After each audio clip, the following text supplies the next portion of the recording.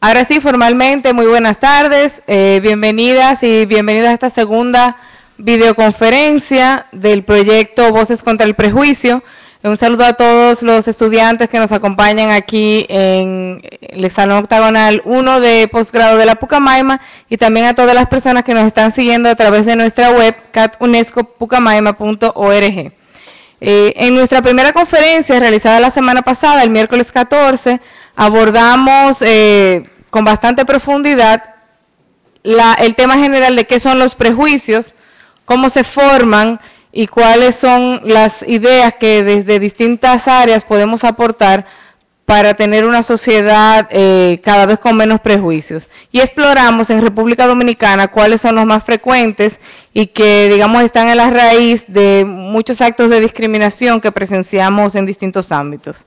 En esta segunda entrega de estas conferencias, que son parte del proyecto Nuevas Miradas para la Realidad Dominico-Haitiana, Más y Mejor Periodismo, que realiza esta cátedra con auspicio de la Unión Europea, queremos tocar el papel de los medios de comunicación, tanto en la construcción, la difusión y propagación, como en un posible desmonte de estos prejuicios que afectan a nuestra sociedad. Para esto tenemos un panel de 3 expertos, algunos de los, creo que ya los 3 los conocen, pero de todas formas voy a hacer una breve presentación. Al fondo, con la gorra del 4%, nos acompaña Ramón Colombo, quien espero que no me insulte por llamarle periodista.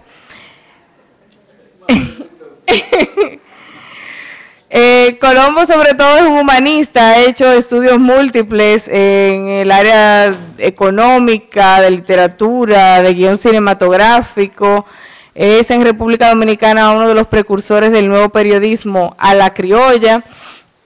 Ha estudiado Derecho de la Información, bueno, en fin, podríamos hacer una lista muy amplia de las áreas académicas en las que ha explorado. Ramón Colombo es miembro fundador del Colegio Dominicano de Periodistas, del Comité Dominicano de Derechos Humanos, de Participación Ciudadana y del Instituto de Formación Política José Francisco Peña Gómez. Es un periodista en activo que mantiene desde hace muchísimos años una muy breve literaria y periodística columna que les invito a leer ahora en el periódico El Caribe, bajo el nombre de Fogarate. Elvira Lora también es periodista, la conocen todas y todos ustedes, es la directora del Departamento de Comunicación Social de la Pucamaima en este recinto. Ha trabajado en los periódicos El Siglo, Última Hora, El Caribe, Clave, Diario Libre y la revista Mujer Única. Es cofundadora del Grupo Creativo Guara, creador de estrategias de comunicación culturales para teatro, bellas artes y cine. Elvira tiene un posgrado en Relaciones Públicas de la Universidad Católica de Santo Domingo y un máster en Enseñanza Superior de la UAS, además de diplomado en Periodismo de Investigación de Unive Clave de la Universidad de San Diego, Estados Unidos. Entre otros muchos títulos. Elvira también edita desde el 2010 la revista Global de Funglode. José Carlos Nazario Báez también es docente de esta universidad, es consultor en comunicación estratégica y asuntos públicos, además de escritor. Fue coordinador de comunicación y asuntos públicos del Poder Judicial, específicamente la jurisdicción inmobiliaria, y es profesor de Teoría del Estado y Política de Comunicación en la Pucamaima. Es columnista actualmente, en Clave Digital hasta 2011 y en Acento actualmente. Tiene una maestría en Gestión de la Comunicación en las Organizaciones en la Universidad Austral de Buenos Aires, Argentina, y una especialidad en Escritura Narrativa, además de ser licenciado en Derecho. Tiene varias publicaciones, tanto en el área de su especialidad profesional como en literatura. La dinámica de esta conversación va a ser la siguiente. Nosotros lo que haremos es compartir algunas interrogantes con nuestros panelistas. Cada uno tendrá un turno para responderlas y luego vamos a abrir la sesión a que tanto ustedes aquí como las personas que nos están siguiendo online, tanto a través de nuestra página en la transmisión por Ustream como por las redes sociales, puedan plantear preguntas, y también queremos cerrar con una ronda de propuestas concretas para, desde los medios de comunicación, desmontar los prejuicios. Yo voy a comenzar en el mismo orden en que presenté a los panelistas para que den sus respuestas. Para la primera pregunta tendremos unos 20 minutos y es ¿qué papel juegan el periodismo y los medios de comunicación en la construcción de prejuicios. ¿Son reproductores de prejuicios sociales o contribuyen a crear estas distorsiones? Colombo. Gracias, María Isabel. ¿Cómo es esto? ¿Cómo es? Está encendido, Omar. Ya.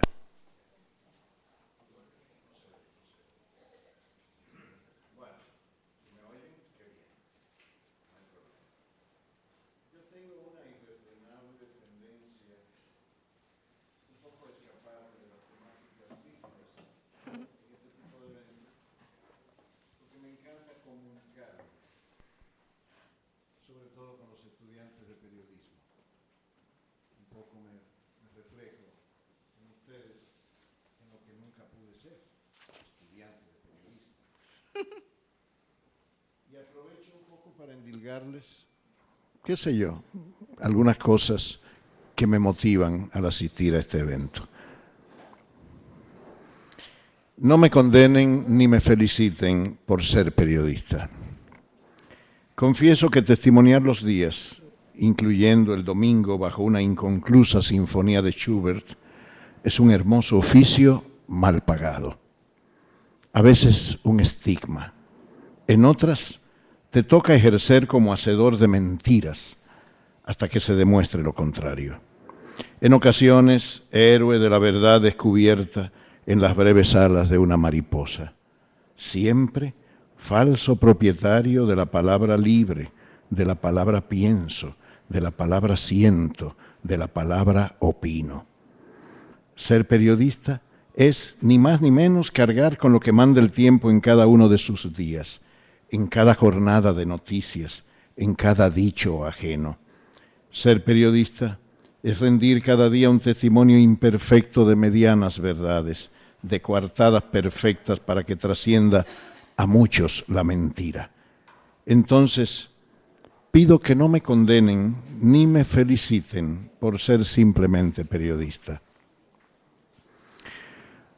Se me olvidaba decirles a ustedes, estudiantes, que quieren ser parte de la fauna atroz del periodismo en la subespecie de los reporteros, la condición más digna, más sublime de ejercer esta profesión, reportero. Que para serlo, para ser reportero, se requiere, además de disponerse a vivir lo más intensamente posible, además de descarnar los sentidos sin temer terribles consecuencias, además de conocer de frente los extremos de la condición humana, además de conocer a fondo todo lo sucedido antes, se necesita, digo, cometer con cierta regularidad todos los pecados veniales, la mayor parte de los capitales y 2 o 3 de los otros. Pero no se me asusten. Solo así se puede transitar libremente por los intersticios del tiempo y alcanzar la plena beatificación que conceden el hoy aquí se informó, el yo opino y el esto fue lo sucedido según lo pude ver. Y así, posiblemente alguna vez, entrevistar a Dios y hablarle por su nombre de pila e irse a reportear con Virgilio por los caminos del Dante. Está dedicado a todos ustedes. Ojalá que se animen a ser periodistas, reporteros. Mucha falta nos hace. La gente en la calle testimoniando lo que ocurre, pero testimoniándolo no como notarios públicos, que a veces me da la impresión de que se confunde el oficio reporteril con el de notario público y a veces creo que sale ganando el notario. No, el periodismo es una forma de participar en su tiempo, el ejercicio periodístico. Participar, mucho más que ganar un salario, mucho más que complacer las exigencias o caprichos del jefe que manipula, que conduce la conciencia ajena. Ser reportero es una responsabilidad muy comprometedora con su tiempo y con la conciencia de su tiempo. Primera pregunta. ¿Qué papel juegan el periodismo y los medios de comunicación en la construcción de los prejuicios? Bueno, para comprender la respuesta, categoricemos los prejuicios. de dónde dimanan, cuáles son las fuentes primarias del prejuicio en los medios de comunicación. Los prejuicios del propietario, para empezar. Esos son los prevalecientes, ¿eh? No olviden que la prensa, los medios nos son ajenos a nosotros y a la sociedad. Son propiedad. Todo lo que no responda a las sagradas premisas del establishment es materia de prejuicio, rechazo, satanización, exclusión, negación y manipulación convenenciera. ¿A quién beneficia el delito de lesa verdad, de lesa respeto irrespeto a la condición humana, que es el resultado neto del prejuicio que no para miente en razones, ni derechos, ni aprecio a la dignidad ajena? Estamos hablando de la perspectiva del propietario. Por eso extraño, paradójicamente, aquellos tiempos heroicos en que teníamos empresas verdaderamente periodísticas, no estas alocadas fábricas de noticias. Extraño, y que no resulte paradójico, los tiempos de Rafael Herrera, que hacía su obra por encima de la voluntad o falta de voluntad de los pelleranos. Don Rafael Herrera, esencialmente periodista, de los pies a la cabeza, no se metían, ni los dueños podían decirle lo que había que hacer. Extraño a Rafael Herrera. Miren, extraño hasta a Ornes, con todo y lo reaccionario y entreguista que era, por ser radical y rabiosamente periodista antes que cualquier otra cosa. Era el dueño del Caribe, pero era periodista. Extraño los tiempos en que Molina Morillo ejercía su plena soberanía periodística con Orlando y todos los reporteros que salían cada día a la calle bajo riesgo de muerte. Extraño a los Erasme Peña en los tiempos de la disidencia contra las sagradas premisas del sistema y el disparo a quemarropa en las grandes ruedas de prensa. Ahí no había contemplación. ¿Quién se atrevía a decirle a los periodistas, he convocado esta rueda de prensa, pero no está permitido hacer preguntas? Mire, carajo. No, en esos tiempos nadie le hubiera aceptado eso a ningún baboso que convocara una rueda de prensa. Perdónenme, soy medio malapalabroso, me van a perdonar. No, las famosas ruedas de prensa semanales con Balaguer, en los tiempos en que empezaba Balaguer en el poder, se suspendieron antes del año, porque en esas ruedas de prensa se hacían preguntas, se exigían aclaraciones. Ok. Extraño, como un dinosaurio nostálgico, me declaro así, los tiempos en que los periodistas, ungidos por el compromiso con nuestra realidad, hacíamos periódicos fracasados, comercialmente, fracasados de antemano, pero triunfantes en eso de sentar ejemplo testimonial de nuestro tiempo. Alguna vez pregunten por un periódico que tuvimos que se llamaba Firme, en medio de los tiempos más difíciles de los 12 años, un grupo encabezado por Juan Bolívar Díaz. Hacíamos periódicos nosotros, por nosotros y para la gente, como nació el Nuevo Diario, por ejemplo. Extraño todo eso y mucho más en estos tiempos en que muy pocos se preocupan por conocer a fondo la realidad y las ideas de su tiempo, pues la mayoría no concibe este oficio como algo más que un vulgar pretexto salarial o un figureo mal articulado ante las cámaras o una vía más o menos idónea para llegar al megadivismo o un camino seguro para llegar a la gran prebenda vendiendo silencios y palabras. Que de eso sí tenemos mucho en nuestro tiempo, hagan conciencia de eso. Y a todo esto, los beneficiarios del prejuicio organizado en sistema mediático imponen el no compromiso y con ello la duda y la negación. Y para eso sirven los presuntos y supuestos a pesar de cualquier evidencia sabida y demostrable. Cuando lean los periódicos, vean cómo se le pone un toque de duda, de dubitación a las verdades, muchas veces demostrables, generalmente investigables. Eso me inspiró alguna vez a escribir sobre presuntos y supuestos. Los presuntos medios informativos con presuntos periodistas supuestamente profesionales presuntamente divulgan cada día la supuesta naturaleza, las presuntas evidencias y los supuestos testimonios de los supuestos hechos, frente a los cuales presuntamente no se hacen responsables de la confusión y las dudas que, sin suponer ni presumir nada, genera cada supuesta información donde la verdad siempre es presunta y los responsables son supuestos. Por eso hay que presumir lo que está más que supuesto.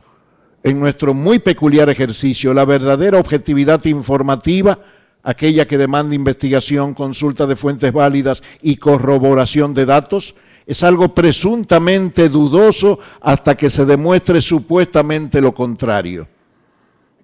Si no me entienden algunos de ustedes, no me acuse de nada, estamos en paz. Por supuesto que los prejuicios del propietario, y concluyo este capítulo de las fuentes del prejuicio, que tiene en el medio la trinchera para la estricta defensa de sus intereses de clase y sus compromisos con el poder político que garantizan sus privilegios, se traducen en prácticas prejuiciosas de un tipo de periodismo que por su falta de gracia, imaginación y arrojo se confunde con la función de un mediocre notario público.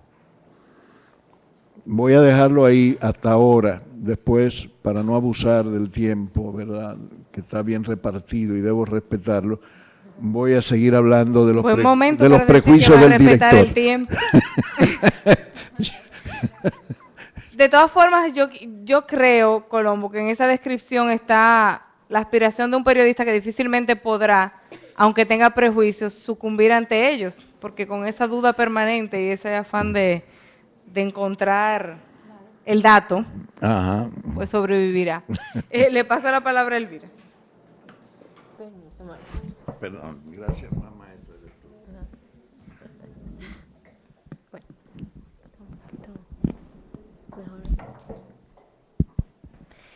Para reflexionar sobre esta primera pregunta, quise hacer como un poquito de la historiografía de los medios de comunicación, qué han sido y qué son ahora mismo en nuestra sociedad, y me permito leer algunas formulaciones. Los medios de comunicación han experimentado distintas transformaciones a partir del siglo XIX, como cuando ustedes saben, surge toda una aspiración neocolonialista hacia África, Asia y América. Esto acrecienta en el siglo XX junto a la era industrial. Algunas transformaciones que han sufrido los medios y que se evidencian podrían ser las siguientes. Son capaces de evidenciar la contemporaneidad, el discurrir del todo. Y, desde mi perspectiva, entiendo el todo como los aspectos de la vida diaria de un conglomerado que necesita sentirse coercionado por las esferas del orden del sistema, de los distintos sectores del accionar humano, político y social. Los medios también son territorio abierto, cerrado, medio cerrado, abiertos o plurales, donde transcurre, como lo fue el ágora en Grecia, los castillos feudales en la Edad Media, las alcaldías o los hemiciclos. Ellos constituyen entes de poder, babel de pensamiento, ideas o espíritu de una época. Algunas autoras han señalado lo siguiente sobre los medios. Son la plaza pública de la aldea global. Son el marco de referencia de la vida política, económica y social. Igual, son los grandes foros estratégicos donde se dirimen la mayor parte de los asuntos de interés social. Son también educadores permanentes, o deberían ser educadores permanentes de la ciudadanía. Pero en realidad, los medios procesan, producen y elaboran la realidad. Fehaciente o no, es construida la realidad en los medios a partir de cánones previamente elaborados por los grupos de poder, con lo cual coincido con el maestro Colombo. Propietarios de estructuras y hacedores promotores de los discursos hegemónicos del sistema patriarcal en Occidente y en Oriente. Es decir, representan un territorio de poder, un maridaje de espacios de otros hacia los otros, que es emisor, portador, reproductor, como quieran llamarnos, de mensajes que se emiten para normalizar, sistematizar, categorizar, prejuiciar todo el cúmulo de creencias que acumula una sociedad. Es con esta mirada, con este pequeño preámbulo, que los medios, desde mi perspectiva, miran al mundo, lo observan. O el mundo se pretende observar, construyendo en sí un imaginario de lo público, pero ese imaginario de lo público se construye de espaldas al imaginario de lo privado, en base a subterfugios. Quienes observan a través de los medios a la sociedad, quienes construyen la realidad social, tienen un alto grado de responsabilidad. Y ahí viene que el reportero, la reportera, es el mejor oficio del mundo, con esa responsabilidad. De manera que los temas que supuestamente se elaboran a través de una agenda pública y las personas involucradas tengan una participación plural y también sin categorizaciones. Y quiero hacer puntualización en esto. No solamente podemos culpar al sistema, también tenemos que preguntarnos nosotros, sobre lo que hemos aprendido, porque en gran parte es importante destacar que quienes trabajamos en los medios no solo enjuician a través de una línea editorial, sino que también cada comunicador, cada comunicadora, cada vez que redacta una noticia, no es una tabla rasa, salen ahí todos sus conocimientos, es una actitud de observación personal y también íntima. Y hago estas formulaciones para hablar entonces de los prejuicios y los medios. ¿Sí? Lamentablemente algunas personas que elaboran en los medios no pueden salir del prejuicio. ¿Por qué? Muchos están, como dijo el maestro Colombo, potencializados ¿en qué? En producir noticias, en ser una fábrica de noticias. Más o menos esta mañana estuve diciendo, pero si tuviéramos que hacer una ecuación, ¿cuál es la ecuación que se produce al realizar un prejuicio? Quisiera también compartirla. Es una ecuación de una relación dicotómica entre dominación y subordinación. La dominación se potencializa con juicios de categorías positivas. La dominación siempre será blanca, nunca negra. Siempre será rica, nunca pobre. Siempre será lo deseable, lo que todos aspiran. Siempre será el norte, nunca el sur. Siempre será hombre, hombre de poder. La subordinación posee un índice de atributos negativos de origen. Al menos se puede llegar a pensar en eso. La subordinación estará ataviada de negro, de pobreza, de lo indeseable, de lo del sur, de ser mujer.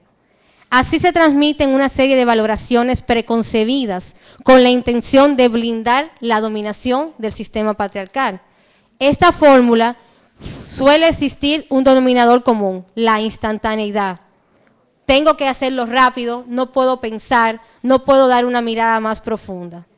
Incluso esta fórmula tiene un lenguaje, y aquí, como comparto con algunos estudiantes de producción escrita, quisiera preguntar si recuerdan qué tipo de lenguaje puede encajar en este que potencializa un sistema de dominación patriarcal, de lo que vimos en la clase. A ver si recuerdan. El totalitario, muy bien, Melissa, y funcionalista. ¿Por qué? Porque tiene ciertas fórmulas de categorización. Por ejemplo, utiliza el propagandismo triunfalista. Lo nuestro es siempre lo perfecto, lo justo, lo del enemigo es malo, es injusto, es defectuoso, y estamos ahí prejuiciando. Desprecio por la lógica.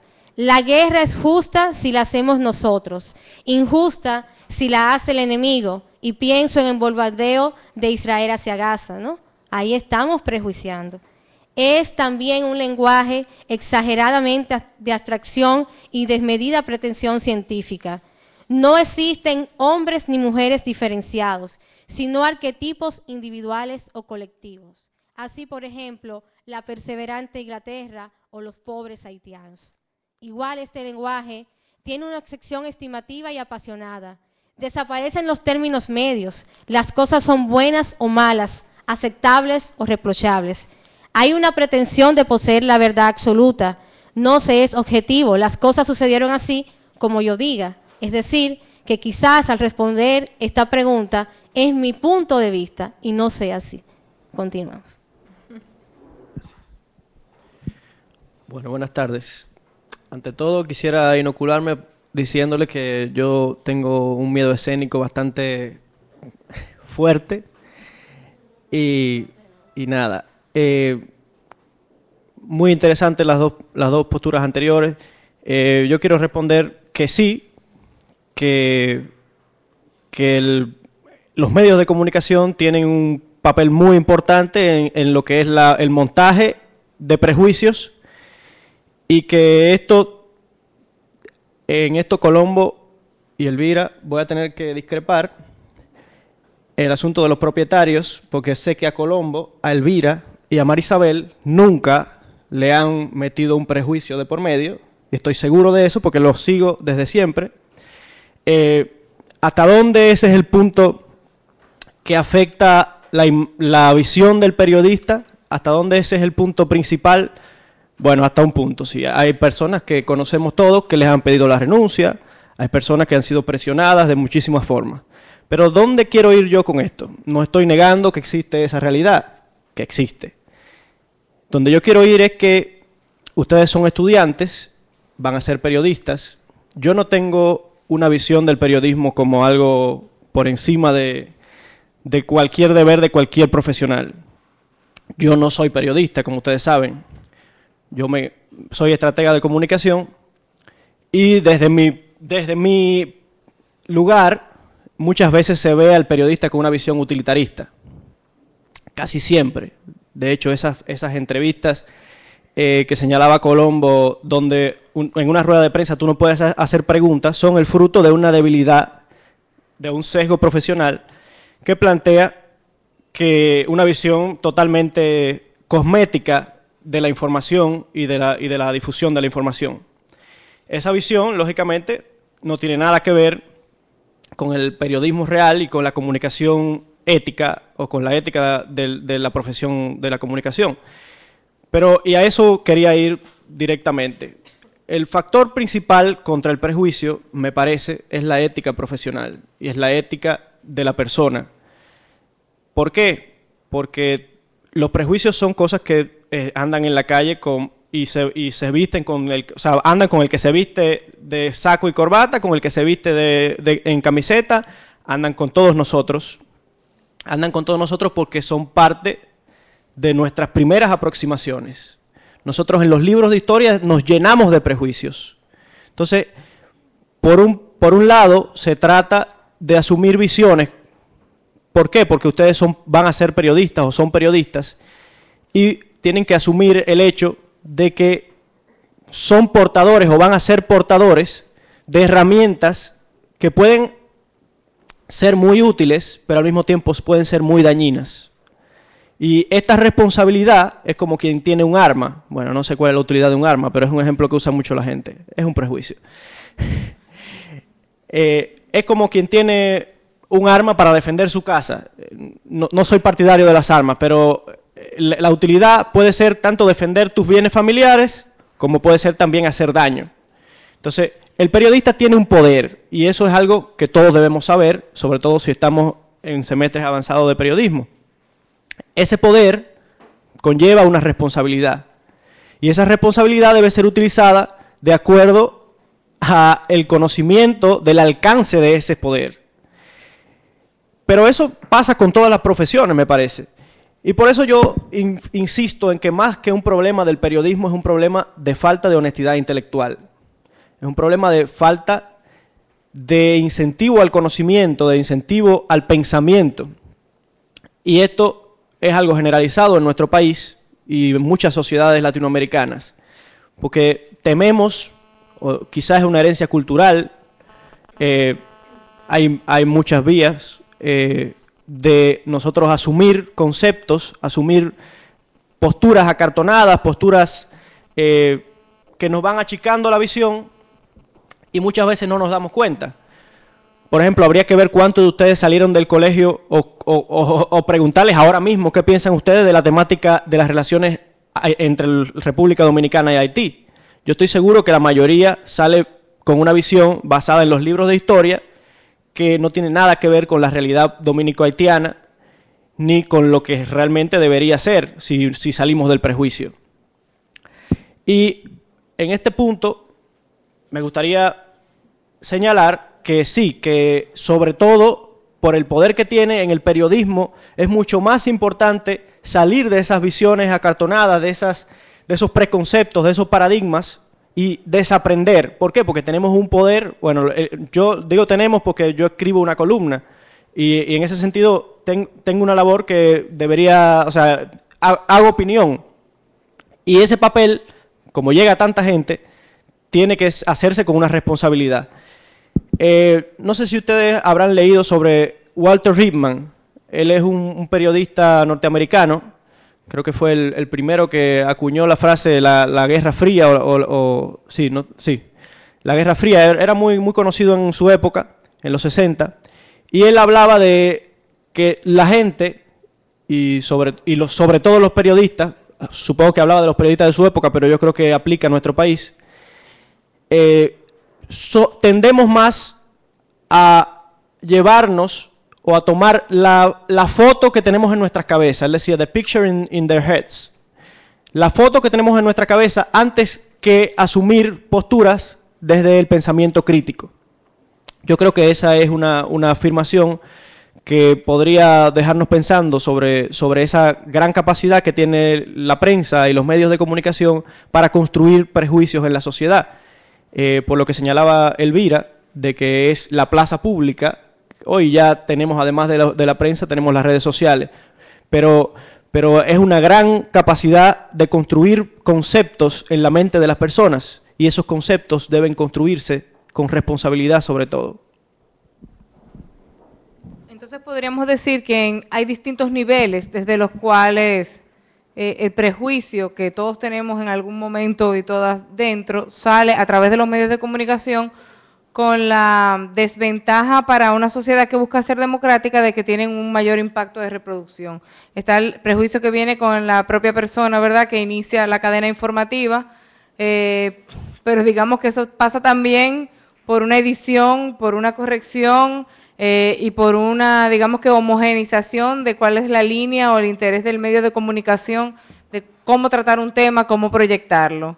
Y ahí, si uno entra en la dinámica de cómo funciona un medio de comunicación, cada vez menos son propuestas del propio periodista y cada vez más grandes propuestas del medio de los temas que le interesa cubrir. Y entonces ahí se da, sí, una dinámica doble, y estoy de acuerdo, creo que cada uno de los panelistas abordó un aspecto distinto de por qué se cuelan, ¿verdad?, todos esos prejuicios que vemos. Ahora me gustaría que pasáramos a algo más específico. En la conferencia pasada tocamos un poco cuáles eran los prejuicios principales que vivíamos y veíamos todos los días en República Dominicana. Y hay algunos favoritos, ¿no? Sobre todo, bueno, aquí se tocaron tres de manera muy, digamos que se subrayaron mucho más. Uno que impactó mucho a la audiencia fue el prejuicio contra los jóvenes. Una estigmatización sobre todo de la juventud de los barrios, ¿verdad? La profesora Naivi Frías habló de que los jóvenes de los barrios son los únicos que tienen, que son apresados por porte ilegal de cara, porque ya tienen un perfil sospechoso por ser jóvenes y por ser de un barrio. Hablamos mucho del prejuicio racial, que es uno de los que más ha salido en las conversaciones que hemos tenido a través de las redes sociales. Ha habido un debate, por ejemplo, en los últimos 2 días sobre la imagen de las personas en la publicidad y cómo según el producto se escogen personas de tez blanca o negra o de un tipo de pelo, etcétera. Y se habló mucho del prejuicio de género y cómo se manifiesta en distintas áreas, incluso hasta en el salario que devengan las personas por ser hombre o ser mujer. Entonces yo quiero pasar a la segunda etapa y como digamos que lo hemos desarrollado de una manera más flexible, quiero juntar un poquito las últimas dos reflexiones y que veamos cuáles son los prejuicios que prevalecen en los medios de comunicación nuestros y cómo podríamos hacer, porque es un proceso difícil de revertir, cómo podríamos iniciar, digamos, una reversión de esa práctica, de esa dinámica. Un primer paso, y es por eso que estamos haciendo esto, es darnos cuenta de que existen, de que se están planteando desde el mismo reportero o reportera, pero también como una práctica del medio de comunicación.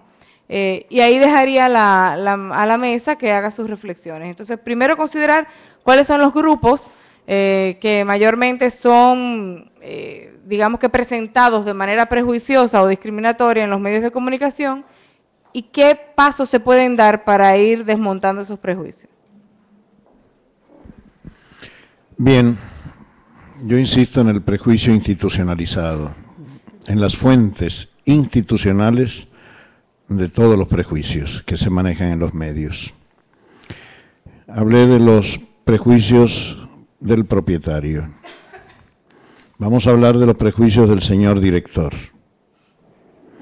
Este precalifica la calidad de todo hecho, asigna las prioridades del presupuesto noticioso y ordena el inevitable producto. Por ejemplo, cuartilla y media, 600 palabras, acaso, para informar, entre comillas, que en el Parque Independencia hubo decenas, o cuando mucho, cientos de jóvenes sobre todo, que protestaban con pancartas y consignas contra supuestos actos de corrupción.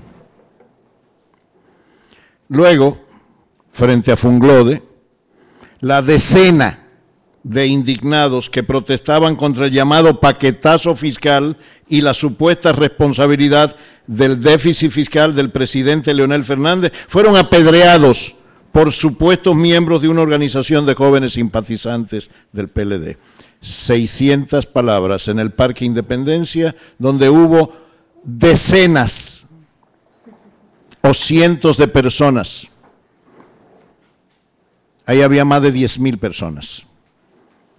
Así como le pasaron a sus prejuicios, pasaron los acontecimientos de los haitises sin percatarse, hasta que la ONU dijo no es viable, los medios de comunicación dominicanos no le prestaron atención a un fenómeno social poderosísimo como el que se produjo allá y se está produciendo ahora. Y es triste, penoso, que la prensa extranjera en este momento esté haciendo un trabajo mucho más objetivo, basado en la realidad auténtica de lo que está pasando en nuestro país, que los medios nacionales, salvo algunas excepciones. Eso es prejuicio, ¿eh? Eso es prejuicio. Y bien, ¿qué puede asumir el redactor en esto? Nada. No se le está permitido superar las barreras del prejuicio. No cuenta en eso. Quien sí cuenta y cuenta mucho es el ejecutivo medio, el de información, redacción o el jefe de sección, que impone, fomenta, estimula o en lo más benigno de la culpa, consiente los prejuicios de todos los días, consecuente con los patrones culturales que norman su visión de la realidad. Por ejemplo, cuando Ramón García declara es el señor García, y si agrega algo se debe escribir, García agregó. No es igual con Antonia Rodríguez cuando declara. Si añade algo, Antonia Rodríguez es la Rodríguez. ¿No la han leído? Sí, ¿verdad? La Rodríguez fue la que agregó. La disminuyen a una condición de qué sé yo.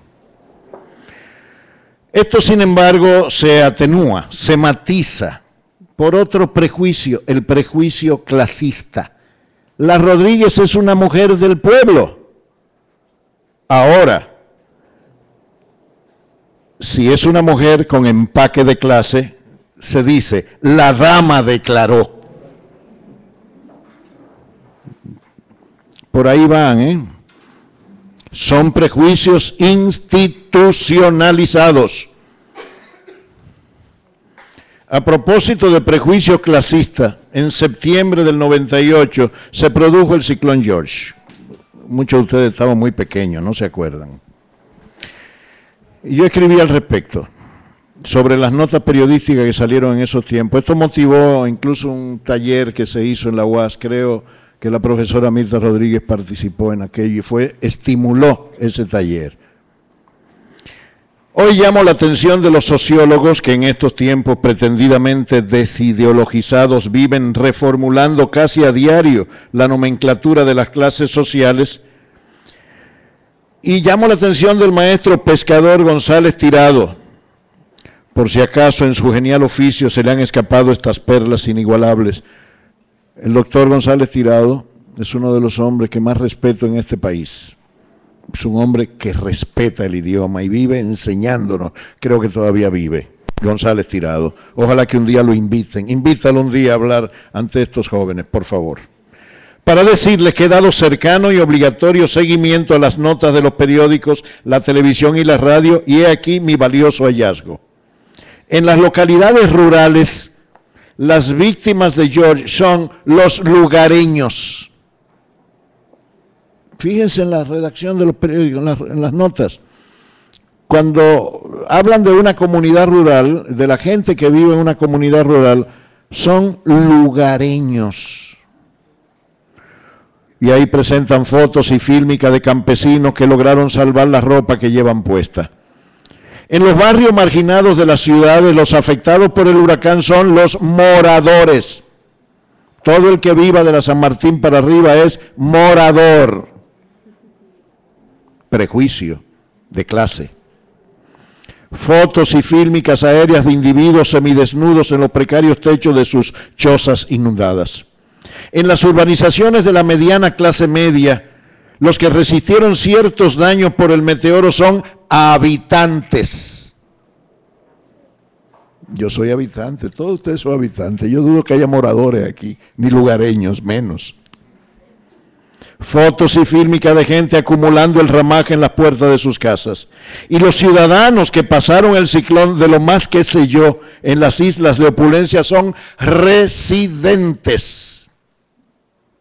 Arroyo Hondo, Naco, Piantini, Bellavista, esos son residentes. Jamás le llaman ni lugareños, ni habitantes, ni moradores. Nunca a una persona que vive en un barrio rico le van a llamar habitante, es residente. Fotos de exultantes edificios iluminados en la Nacaona.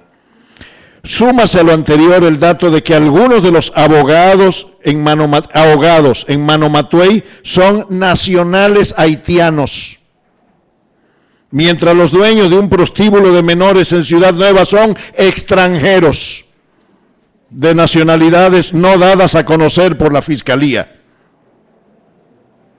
Nunca te dicen el nacional italiano, el nacional estadounidense o norteamericano, no, el nacional siempre es haitiano. Y los delincuentes extranjeros son eso, son extranjeros.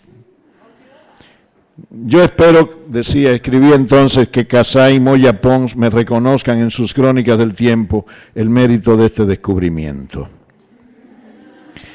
Y en toda esta suerte de prejuicios entrelazados, lo que hay es evidente: ignorancia real o pretendida, que es peor. Ignoran que el mundo cambia a una velocidad vertiginosa porque han caído todos los mitos de los 80 con su globalización neoliberal. Ignoran que las polaridades de antaño y la unipolaridad de los otros días pasa a mejor vida en una sociedad mundial múltiple en sus formas de expresión, culturalmente simbiótica, políticamente heterodoxa, irreverente y bajo el fenómeno total de la comunicación personal. Las redes. Ignoran las redes sociales que superan con mucho los alcances de cualquier medio de comunicación formal, por poderoso que pudiera ser. El gran fenómeno de la época, y se va a prolongar infinitamente en el futuro, creo, es el fenómeno comunicacional total de las redes sociales. Los movimientos sociales en el mundo entero están motivados por ellas. Ignoran estos prejuiciosos de los medios, ignorantes, atrasados, que no son movimientos juveniles los que lanzan su voz poderosa y sin límite contra el engaño, la impunidad y el robo del bien social. Ignoran, en fin, y la realidad pasa por sus narices sin que se den cuenta, que el negro es, en verdad, un bello color, como decía Angela Davis, gran revolucionaria norteamericana, y sobre todo si se mezcla con el amarillo. ¿Y a dónde lleva tanta ignorancia? Hacia la insensibilidad y el fascismo. Tengamos presentes las destempladas amenazas recientes de Vincho y su feroz prole.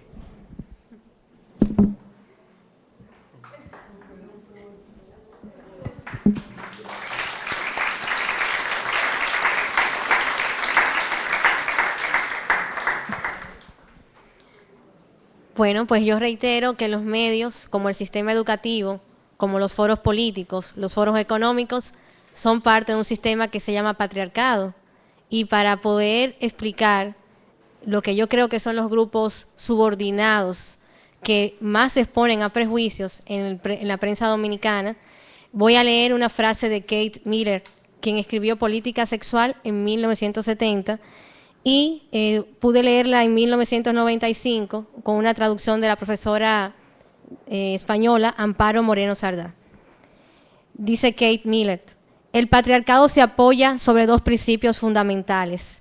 El macho ha de dominar a la hembra y el macho de más edad ha de dominar al más joven. El patriarcado tiene a Dios de su parte. Uno de sus métodos de control más eficaces son sus doctrinas expeditivas sobre la naturaleza y el origen de la mujer y la total proyección sobre ésta de los peligros y los prejuicios que se atribuye a la sexualidad. Entonces, a partir de ahí, explicaría que todavía la prensa dominicana contribuye a prejuiciar un imaginario público sesgado ante las mujeres.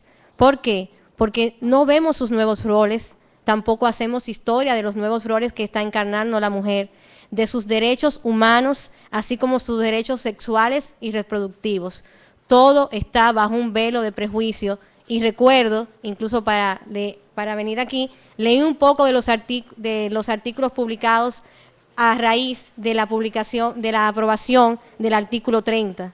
Cómo fue todo ese, vamos a decir, gran brote de prejuicios ante lo que es el derecho de una mujer.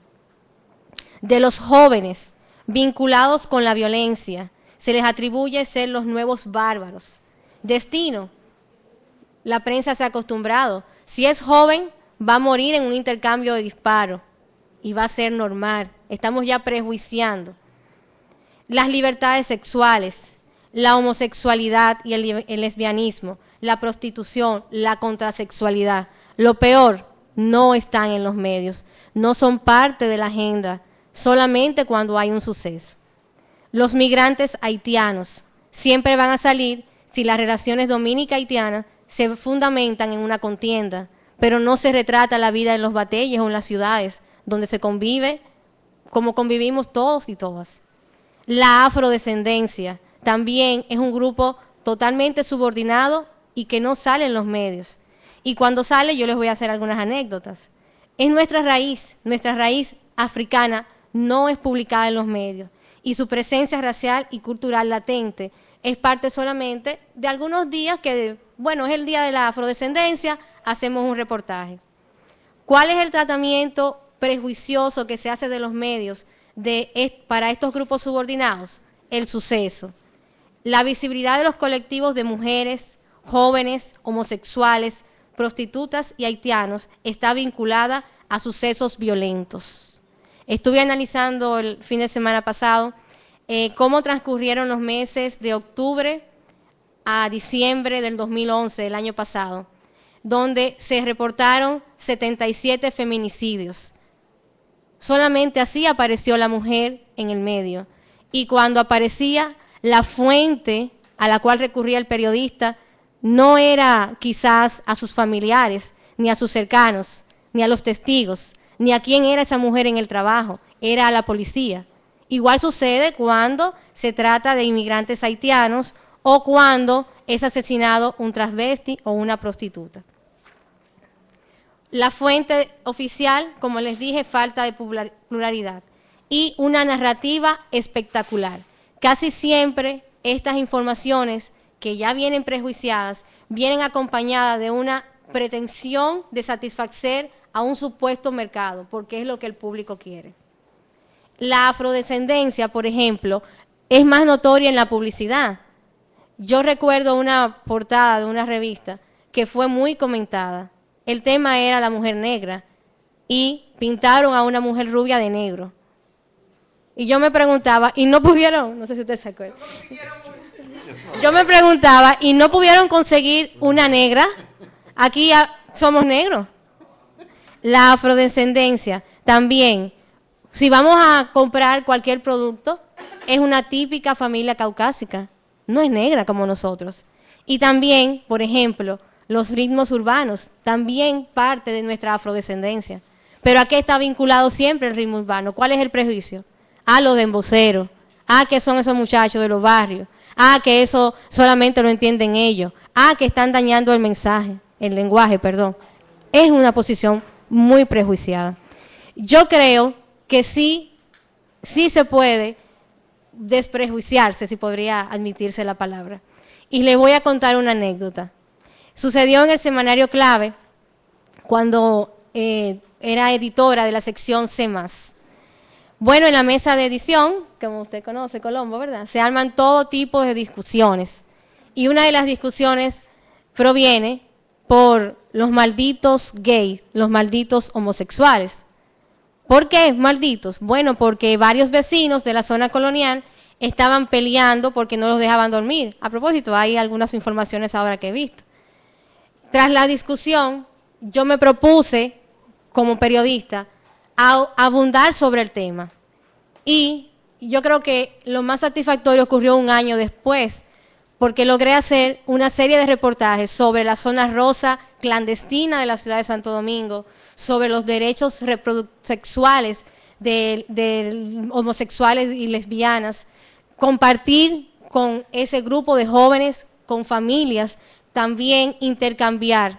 Lo más grande es que si yo les cuento cómo yo llegué a la Fundación Amigos Siempre Amigos, no fue a través de las páginas amarillas. Ellos ocultan todavía su teléfono. Lo confirmé hoy porque llamé a Amigos Siempre Amigos. Me fui al Hospital Morgan, no sé por qué, si había una ola de asesinatos a transvestis y prostitutas en la Ortega y Gasset con San Martín. Y yo supuse, bueno, llevarán a las víctimas al Morgan o al Darío Contreras. Ahí fue que conseguí una madre, conseguí el teléfono. Pero para poder hablar, para que me aceptaran, yo tuve que esperar frente a una casa, así mismo, dar una contraseña que me dieron, que solamente iba a ser por unas horas, y así poder entrar a la fundación. Lo que les quiero contar es el miedo en que yo encontré esa comunidad. Luego de eso, no pude redactar el reportaje enseguida.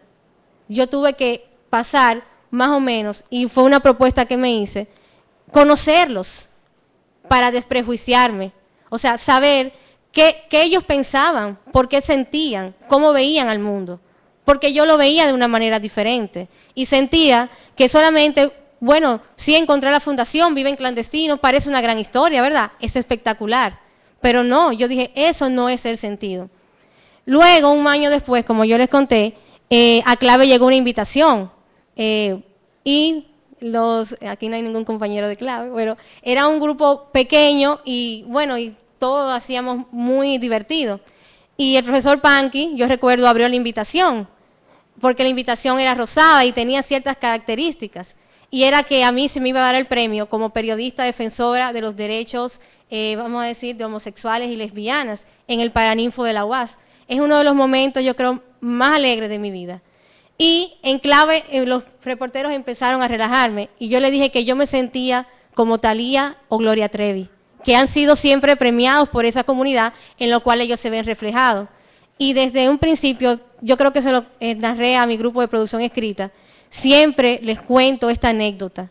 Cómo yo tengo que desprejuiciarme. ¿Para qué?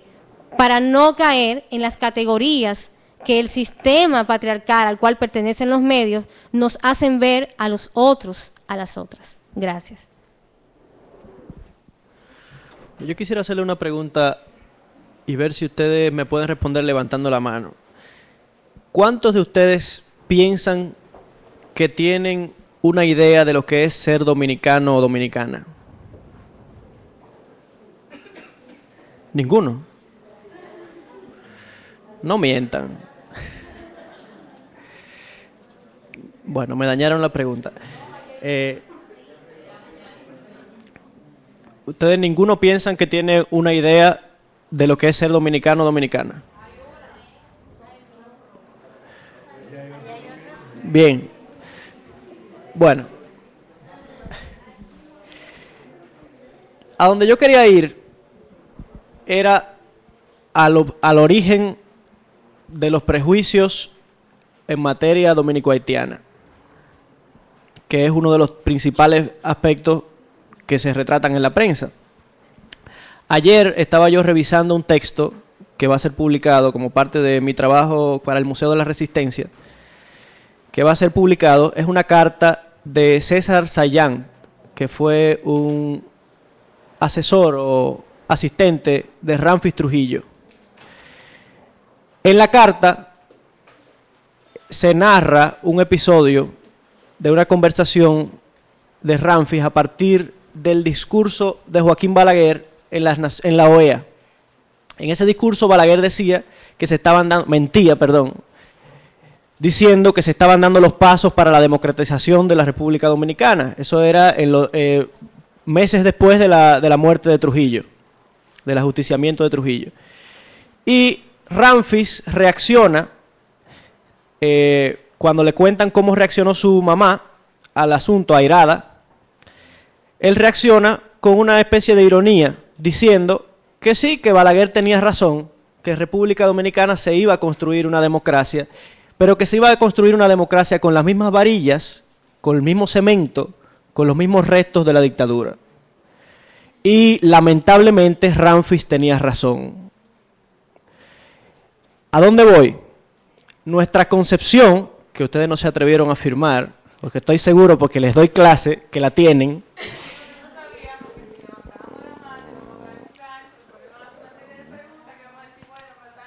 Bueno, eso es el nacimiento de todos los prejuicios. Peñavalle es el padre del prejuicio dominicano, es lo que quiero decir. Peñavalle, con su plataforma ideológica, que se inventa a la República Dominicana y se inventa al dominicano, y plantea esas concepciones de lo nacional como la negación de la herencia haitiana, de la herencia africana, como una oposición, una visión opuesta. O sea, lo dominicano es lo contrario a lo haitiano.